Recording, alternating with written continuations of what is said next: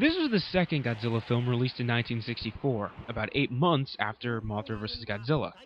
This movie has a few significant elements to the Godzilla series that are worth exploring. First, up to this point, this featured more monsters than any other film in the franchise.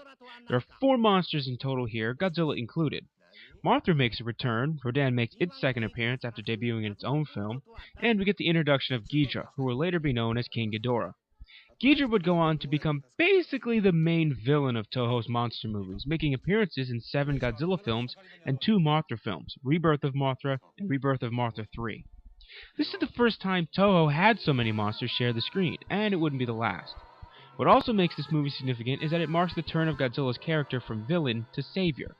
By this time, the elements that made the original Godzilla film a somber masterpiece with a sound message against nuclear warfare were gone. Now the series had a campier, more science fiction feel, and began to appear more towards children. And so, the change in direction is well needed. This is kind of a difficult movie for me to talk about, honestly. The fact of the matter is, I don't like it very much, which is contrary to a lot of Godzilla fans who I know that think it's one of the more entertaining films in the series.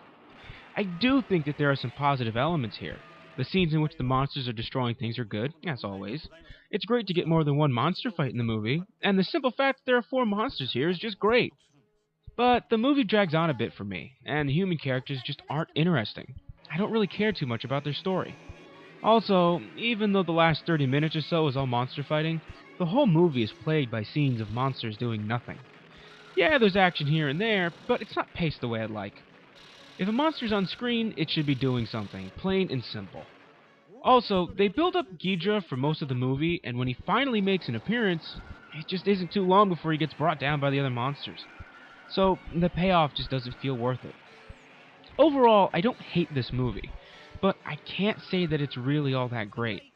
To me, it's somewhere in the middle, the proverbial mid-Carter of the Godzilla movies. If you're interested in seeing it, go for it, but if you're breezing through the series, it's one I'd probably tell you to skip.